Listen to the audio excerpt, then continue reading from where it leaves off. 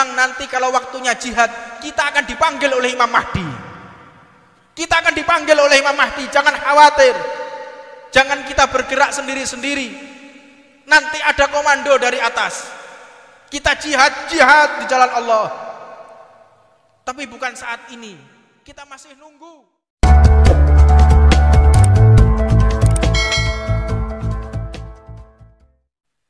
Bismillahirrahmanirrahim. Alhamdulillahi rabbil alamin. Wassalatu wassalamu ala asrafil anbiya'i wal mursalin Sayyidina Muhammadin wa ala alihi wa sahbihi wa man tabi'ahu bi ihsanin ila yaumiddin. Subhanaka la ilma lana illa ma 'allamtana innaka antal alimul hakim. Rabbi shrah li sadri wa yassir li amri wahlul 'uqdatam min lisani yafqahu qawli. Assalamualaikum warahmatullahi wabarakatuh.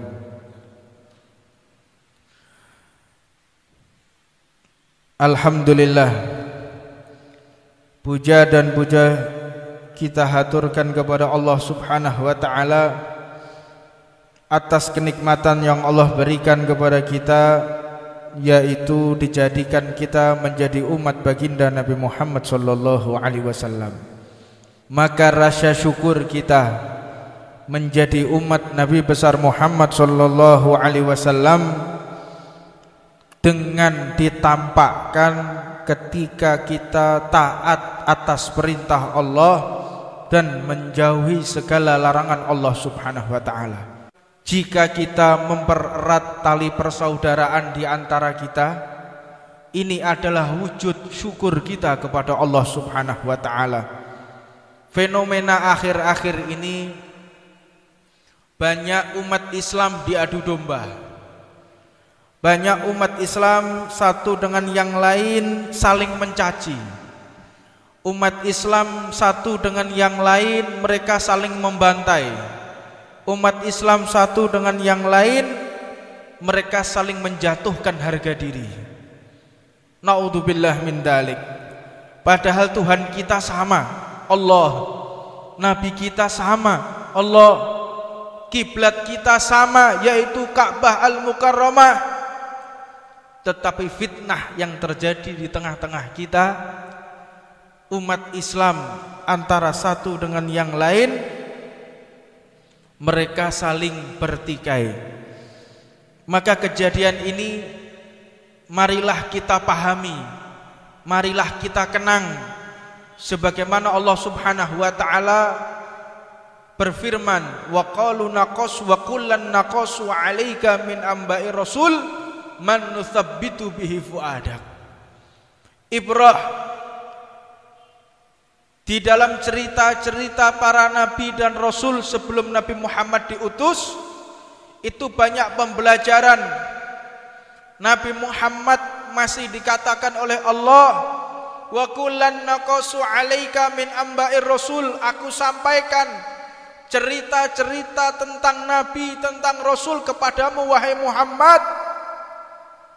Tujuannya nutsabbit bihi fuadak, untuk mengkuatkan iman menjadi pencerah yang akan dilaksanakan oleh baginda Nabi Muhammad sallallahu alaihi wasallam. Maka tentunya kita sebagai umat Nabi Muhammad sallallahu alaihi wasallam tidak ada uswah yang lebih afdal daripada yang dicontohkan oleh baginda Nabi Muhammad sallallahu alaihi wasallam. Laqad kana lakum fi rasulillahi uswatun hasanah. Di dalam diri Rasulullah sallallahu alaihi wasallam ada contoh perangai yang sangat sempurna. Ini Allah yang mengatakan, bukan manusia atau pejabat manapun. Di dalam diri Rasulullah wajib kita pelajari, wajib kita telaah untuk referensi kehidupan kita. Maka fenomena yang ada di tengah-tengah kita, mari kita segarkan lagi, mari kita telaah lagi, mari kita pikirkan lagi yang disampaikan oleh baginda Nabi Muhammad sallallahu alaihi wasallam. Fi haji wada', haji yang terakhir yang ditunaikan oleh baginda Nabi Muhammad sallallahu alaihi wasallam, beliau memerintahkan para sahabat setelah haji wada, Nabi Muhammad mengatakan kepada para sahabat dan seluruh umat yang hadir, saksinya adalah Ka'bah Al-Mukarramah. Ucapan ini disampaikan kepada Nabi Muhammad, ya ayuhan nas, wahai segenap manusia, segenap orang-orang yang beriman, diamlah kalian, diam kalian. Maka para sahabat satu dengan yang lain juga mengingatkan, diam, Nabi Muhammad mau berbicara, kalian diam semua. Perhatikan apa yang akan disampaikan oleh baginda Rasulullah sallallahu alaihi wasallam. Hal ini menunjukkan betapa pentingnya yang akan disampaikan oleh Rasulullah sallallahu alaihi wasallam. Maka Nabi Muhammad mengatakan, ayyaumin hadza, apa hari ini? Mereka tahu, para sahabat ini tahu kalau hari ini adalah 10 Dzulhijjah. 10 Dzulhijjah, Yaumun Nahar, Idul Adha. Mereka tahu, tetapi para sahabat tidak mau mengomentari, tidak mau menjawab. Apa sebab? Khawatir kalau Nabi Muhammad ini mau merubah nama atau ingin menekankan sesuatu. Kenapa ini bisa terjadi? Karena para sahabat melihat kesempurnaan baginda Nabi Muhammad sallallahu alaihi wasallam. Sempurna Rasulullah. Jadi kalau Rasulullah bertanya, mereka nggak berani menjawab. Maka para sahabat hanya mengatakan, Allah wa rasuluhu a'lam. Maka hanya Allah dan Rasulnya yang tahu tentang apa hari ini. Alaisa yaumun nahri, apakah benar ini adalah nahar, yaumun nahar, Idul Adha? Qalu bala. Para sahabat mengatakan, benar wahai Nabi Muhammad, ini benar. Maka Nabi Muhammad pun mengatakan, ayu syahrin hadza, apa nama bulan ini? Para sahabat tahu ini bulan Dzulhijjah, tahu. Tapi mereka diam melihat kesempurnaan Rasulullah sallallahu alaihi wasallam. Mereka mengatakan, Allah wa rasuluhu a'lam. Hanya Allah dan Rasulnya yang tahu apa hari ini, apa bulan ini. Maka Nabi Muhammad mengatakan, alaisa Dzulhijjah, apakah ini bukan Dzulhijjah? Qalu bala, bukankah ini bulan Dzulhijjah? Iya benar ya Rasulullah, ini bulan Dzulhijjah. Lalu Nabi Muhammad mengatakan, ayyu balladin hadza, apa nama negeri ini, apa nama kota ini? Para sahabat masih tetap berprasangka kesempurnaan Nabi Muhammad sallallahu alaihi wasallam. Allah wa rasuluhu a'lam, hanya Allah dan Rasulnya yang tahu apa nama kota ini. Ini menandakan sahabat itu melihat kesempurnaan Rasulullah, tidak melihat sedikit pun pertanyaan itu atas ketidaktahuan Rasulullah, tetapi melihat sempurnanya diri Rasulullah sallallahu alaihi wasallam. Maka Nabi Muhammad mengatakan, alaisa baldatul haram, apakah bukan ini namanya negeri haram, kota haram, baldah Mekah Al-Mukarramah? Qalu bala, benar ya Rasulullah, ini adalah baldatul haram, ini adalah negeri Mekah Al-Mukarramah. Lalu Nabi Muhammad mengatakan, ini intinya memancing para sahabat untuk mendengarkan apa yang diucapkan Rasulullah dan memastikan mereka menjawab apa yang disampaikan Rasulullah, dan mereka merespon, mikir apa yang akan disampaikan oleh baginda Nabi Muhammad sallallahu alaihi wasallam. Wa bi hurmati yaumikum hadza wa syahrikum hadza wa biladikum hadza, demi kemuliaan hari kalian ini, demi kemuliaan bulan Dzulhijjah ini, demi kemuliaan tanah haram Inna dima'akum wa amwalakum wa a'radukum haramun bainakum. Ketahuilah sesungguhnya nyawa kalian satu dengan yang lain haram untuk dibunuh. Harta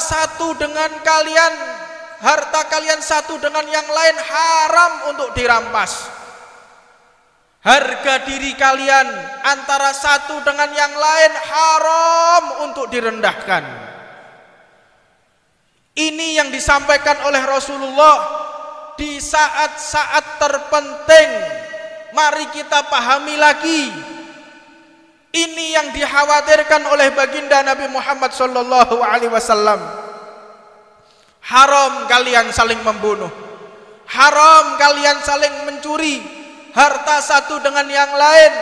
Haram di antara kalian saling menghina, saling menjatuhkan harga diri antara satu dengan yang lain. Nabi Muhammad pun mengatakan, yubalighum syahid minukum ghaib ila yaumul qiyamah. Sampaikan ucapan ini bagi kalian yang hadir, yang menyaksikan ucapanku ini. Sampaikan, terus kumandangkan sampai nanti di hari kiamat. Jangan terputus amanatku yang terakhir ini. Wanti-wanti setiap masa, wanti-wanti setiap umat, jangan sampai melupakan apa yang telah aku ucapkan ini. Penegasan kepada umat Nabi Muhammad sallallahu alaihi wasallam. Maka kita melihat berikutnya Rasulullah sallallahu alaihi wasallam mengatakan, Allahumma syahad. Nabi Muhammad mengangkat tangannya sambil melihat ke Ka'bah dan ke langit, mengatakan, Allahumma syahad, Allahumma syahad, Allahumma syahad. Ya Allah saksikan, ya Allah saksikan, ya Allah saksikan apa yang telah aku sampaikan. Ka'bah sebagai saksinya, bulan ini sebagai saksinya, hari ini sebagai saksinya, aku telah menyampaikan apa yang semestinya aku sampaikan. Ini menunjukkan kalau Nabi Muhammad sallallahu alaihi wasallam melarang, mengharamkan antara kita satu dengan yang lain saling membunuh, antara kita satu dengan yang lain saling merampas, antara kita satu dengan yang lain saling mencaci maki, saling menghina, saling menjatuhkan harga diri. Ini yang diwanti-wanti oleh baginda Nabi Muhammad sallallahu alaihi wasallam. Jangan sampai engkau lakukan ini. Nabi Muhammad mengatakan, ala la tarji'u min ba'di dhulalan ba'dukum riqaban ba'd. Apakah kalian akan kembali ke masa-masa sesat? Apakah kalian akan kembali ke masa jahiliyah yang dulu kalian saling bertikai, yang dulu kalian saling merampas harta, yang dulu kalian saling membunuh, yang dulu kalian saling menghancurkan harga diri satu dengan yang lain? Apakah kalian akan kembali ke zaman-zaman jahiliyah? Maka mereka mengatakan, tidak akan kembali ya Rasulullah.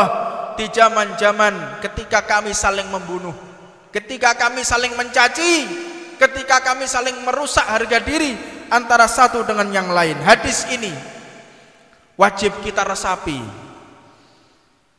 bahwa yang paling dibenci oleh baginda Nabi Muhammad sallallahu alaihi wasallam jika ada umat saling membunuh, jika ada umat saling mencaci, jika ada umat saling merampas harta antara satu dengan yang lainnya. Ini sangat-sangat menyakiti perasaan Nabi Muhammad sallallahu alaihi wasallam. Maka kita lihat yang ada di saat ini, Suriah, sampai saat ini, sampai detik ini antar umat Islam saling membunuh.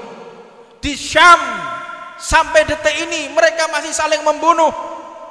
Kita lihat di Libya sampai saat ini umat Islam, Tuhannya sama, nabinya sama, mereka saling membunuh, Dan yang paling ironisnya, setelah membunuh mereka mengatakan Allahu Akbar. Setelah membunuh mengatakan Allahu Akbar. Ini yang dikhawatirkan oleh baginda Rasulullah sallallahu alaihi wasallam. Maka berhati-hatilah, hindarkan diri kita dari saling mencaci, hindarkan diri kita saling menjatuhkan harga diri, terutama di medsos, di media sosial. Jangan sampai kita untuk membuka aib satu dengan yang lain. Jangan sampai kita menjatuhkan harga diri antara satu dengan yang lain. Hindari hal-hal yang menyebabkan keretakan ukhuwah umat Nabi Muhammad sallallahu alaihi wasallam. Dan dibalik ini semua, la yafrahu syaitan illa bi thalathatin. Tidak ada yang mengembirakan hati iblis kecuali 3 perkara. Yang pertama, rajulun mu'minun qatulu mu'minan. Umat Islam antara satu dengan yang lain mereka saling membunuh. Ini yang membahagiakan hati iblis dan menyusahkan hati Rasulullah sallallahu alaihi wasallam.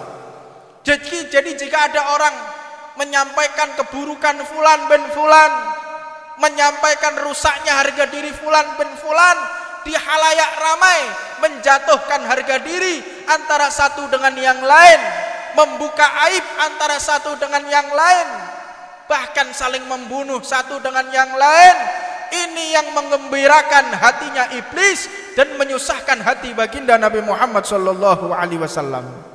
Maka saya himbau kepada segenap umat Islam, kepada segenap organisasi Islam, kepada segenap partai-partai Islam, bersatulah kalian. Solidaritas kalian antara satu dengan yang lain, itu yang dibanggakan oleh baginda Nabi Muhammad sallallahu alaihi wasallam. Terpecahnya kalian wahai umat Islam, itulah yang menyusahkan hati Rasulullah dan menggembirakan daripada hati iblis. Maka hindari pertikaian di antara kita. Ini yang menyusahkan hati Nabi Muhammad. Yang kedua, mukmin mata ghairi iman, yang menyusahkan yang menggembirakan hati iblis, yaitu orang yang beriman mati tidak membawa iman, alias mati su'ul khatimah.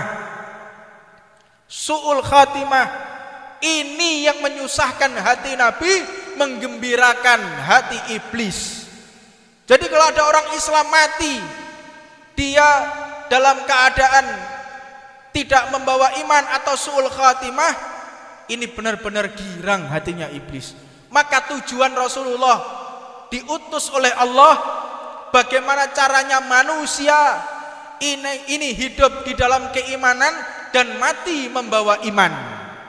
Naam, iya, memang ini adalah pekerjaan yang paling susah. Jihad gampang, jihad membunuh orang-orang kafir gampang. Ketahuilah, tapi itu bukan keinginan Rasulullah. Kita membunuh orang kafir sehingga dia mati kafir, itu bukan keinginan Rasulullah. Keinginan Nabi Muhammad, seluruh umat Islam, Bani Adam, semua ras, semua suku, semua wilayah meninggal dalam keadaan beriman kepada Allah Subhanahu wa ta'ala. Jadi tujuan kita jihad untuk membunuh orang Islam, ini sesuatu yang paling salah besar. Jihad membunuh orang yang beriman kepada Allah. Maka ini fenomena yang dihembuskan di negara kita. Bagaimana caranya organisasi Islam satu dengan yang lain, mereka saling bertikai, mereka saling menghina, mereka saling mencaci, mereka saling menghancurkan harga diri antara satu dengan yang lain. Ini memang propaganda Zionis, ini propaganda Yahudi yang memang ingin merusak kerukunan antar umat baginda Nabi Muhammad sallallahu alaihi wasallam. Terus di negara kita dihembuskan terus. Bagaimana caranya ormas satu dengan yang lainnya? Mereka saling mencaci, mereka saling membantai, mereka saling bermusuhan. Tetap yang rugi ini adalah umat Nabi Muhammad. Tetap yang rugi adalah umat Nabi Muhammad. Korbannya tetap umat Nabi Muhammad. Tidak ada korban di luar umat. Ini strategi musuh, konfrontasi dengan proxy war, perang proksi, perang urat saraf, mereka saling bertikai. Maka hati-hatilah diri kita untuk menanggapi daripada fenomena alam ini. Tarik diri kita, jangan ikut-ikutan mencaci maki antara satu dengan yang lainnya. Memang nanti kalau waktunya jihad, kita akan dipanggil oleh Imam Mahdi. Kita akan dipanggil oleh Imam Mahdi, jangan khawatir. Jangan kita bergerak sendiri-sendiri. Nanti ada komando dari atas. Kita jihad di jalan Allah. Tapi bukan saat ini. Kita masih nunggu. Nanti setiap saat kita akan niat. Setiap keluar dari majelis, mulai saat ini kita niat. Setiap kita berdiri dari majelis, sebelum kita berdiri, niat kita menjadi pembela Al-Mahdi. Mudah-mudahan kita semua termasuk daripada orang-orang yang membela Al-Imamul Mahdi. Maka dari itu, jangan sampai kita ini juga merasa aman dari mati su'ul khatimah. Jangan sampai di antara kita ini merasa aman dari mati su'ul khatimah. Kalau saya ini pasti husnul khatimah, ketahuilah ciri-ciri khas orang yang mati su'ul khatimah, yaitu mereka yang benci kepada para ulama, benci kepada para kiai, benci kepada para habaib, benci kepada para masyayikh. Mereka adalah orang-orang yang mati dalam keadaan su'ul khatimah. Na'udzubillah min dalik. Yang kedua, tanda-tanda orang yang su'ul khatimah, orang yang benci kepada Al-Quran, orang yang menistakan Al-Quran, mereka lah orang-orang yang mati su'ul khatimah. Dan yang ketiga, yang membuat orang mati su'ul khatimah, yaitu hubbud dunya. Cintanya dia kepada dunia, yang menjual akhiratnya demi dunia, yang menggadaikan imannya demi dunia, yang memenuhi hatinya demi dunia. Hubbud dunya damimah min khairin akimah. Hubbud dunya itu menutup pintu-pintu kebaikan dari Allah Subhanahu wa ta'ala. Orang kalau sudah cinta dunia, mindsetnya, pola pikirnya tiada lain hanya untung rugi dunia. Saya hadir majelis eman, kalau sampai tutup toko, saya tutup toko, rugi, harusnya dapat sekian. Mau berangkat ke majelis, wah ini harus urunan. Mau berangkat ke majelis harus beli bensin. Di dalam pikirannya untung rugi, maka menutup kebaikan-kebaikan yang telah disediakan oleh Allah Subhanahu wa ta'ala. Perangi, hindarkan diri kita dari cinta kepada dunia.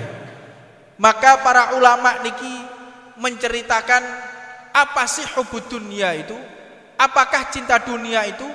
Apakah berarti cinta dunia itu tidak boleh mengumpulkan harta? Apakah karena cinta dunia dilarang lalu tidak boleh mencari jabatan yang bagus? Apakah cinta dunia itu tidak boleh, maka tidak boleh kita menimbun harta? Bukan. Apakah harus kita ini tidak boleh memiliki rumah yang mewah? Bukan. Hubbud dunya itu adalah ghaflah. Hubbud dunya itu adalah lalai kepada Allah Subhanahu wa ta'ala. Harta itu ada harta dunia, ada harta akhirat. Harta dunia, harta yang kita gunakan untuk maksiat, itulah harta dunia. Kita mengumpulkan uang untuk sedekah, tidak masalah. Jadi yang dimaksud hubbud dunya itu bagaimana kita mendistribusikan harta kita atau mengarahkan di mana fasilitas yang Allah berikan kepada kita. Kita punya mobil mewah, tergantung Itu hubud dunya atau tidak tergantung di mana kita menggunakannya. Kalau kita gunakan untuk mencari nafkah, mobil tersebut menjadi mobil akhirat, bukan termasuk orang yang hubud dunya. Cinta dunia, orang yang beli mobil mewah untuk pamer, orang beli mobil mewah untuk maksiat, orang beli mobil mewah untuk berbuat hal-hal yang tidak diridhoi oleh Allah. Inilah hubud dunya. Jadi jangan sampai kita salah paham. Salah paham, ini banyak orang salah paham. Atau sekarang yang keren namanya gagal paham. Gagal paham. Apa gagal paham itu? Keterbelakangan intelektual. Lek bahasa tuh bane apa? Goblok. Wis ngono ae. Hati hemat kata. Hemat kata. Orang yang gagal paham, nggak paham maksudnya hubud dunya. Oh berarti gak oleh duwe motor, gak oleh kerja, tak boleh punya rumah mewah. Enggak seperti itu. Bagaimana kita mendistribusikan? Bagaimana kita menggunakan rumah tersebut? Kita jangan sampai termasuk orang yang hubud dunya. Di antaranya orang yang paling hampir saja meninggal dalam keadaan su'ul khatimah, yaitu Imam Malik bin Anas. Siapa Imam Malik bin Anas? Imam Darul Hijrah, guru kita semua, gurunya Imam Syafi'i radhiyallahu taala anhu.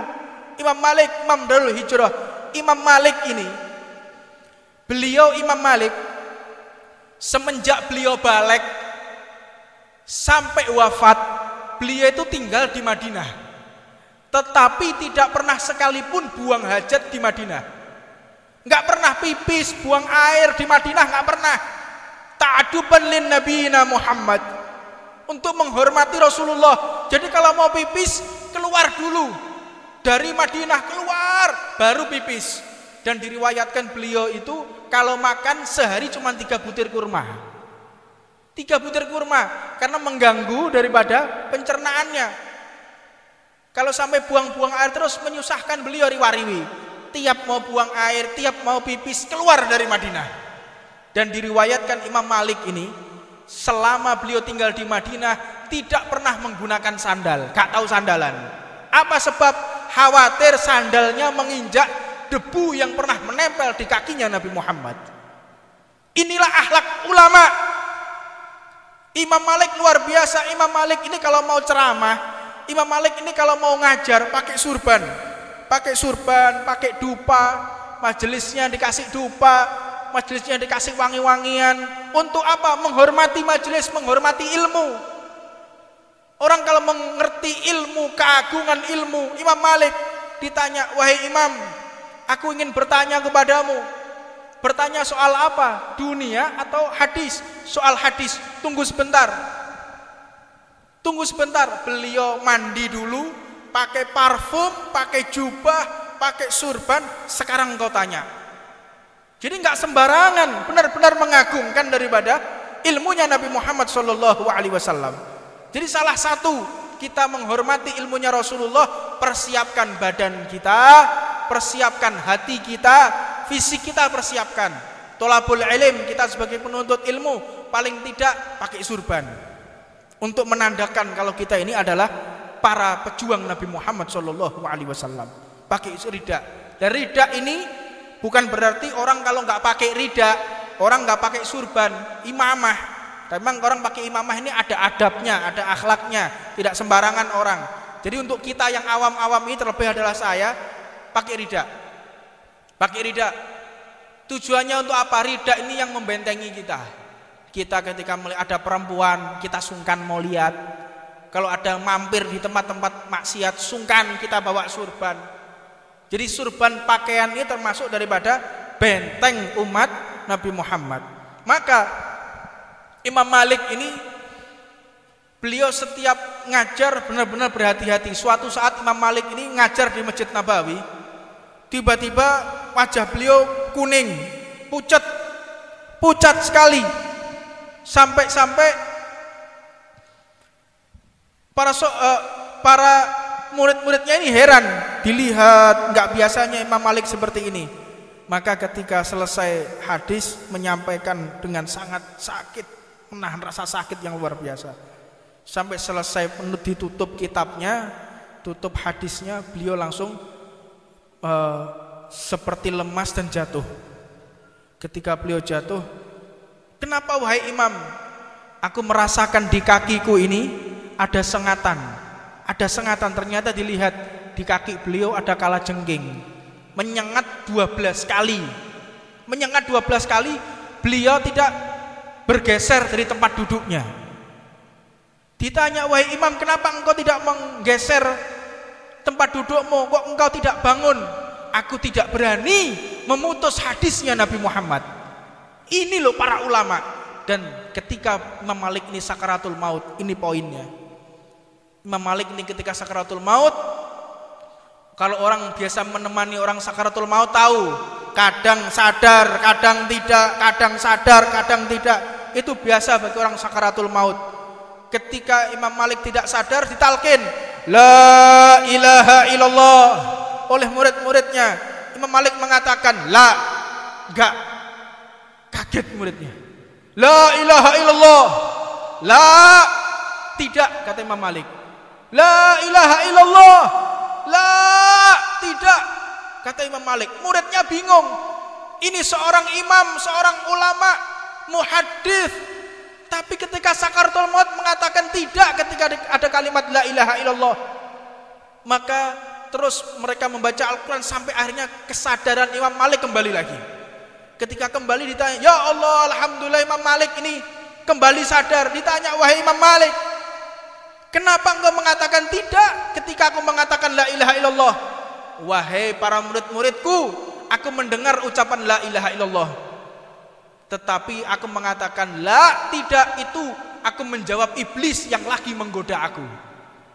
Iblis yang lagi menggoda aku berkeliling di tempat tidurku ini. Iblis mengatakan, wahai imam, engkau ini adalah orang yang soleh, engkau ini adalah orang yang masya Allah, orang-orang yang tinggi kedudukannya di hadapan Allah. Muridmu saja Imam Syafi'i. Beliau mengatakan la, tidak, engkau seorang wali Allah. La, engkau orang yang beriman kepada Allah, engkau adalah orang-orang yang mulia, engkau orang yang tinggi kedudukan di hadapan Allah. La, tidak, aku orang biasa.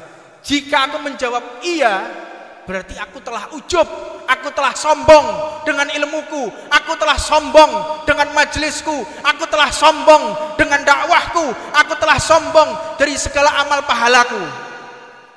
Maka seluruh amal pahala akan dicabut oleh Allah Subhanahu wa ta'ala.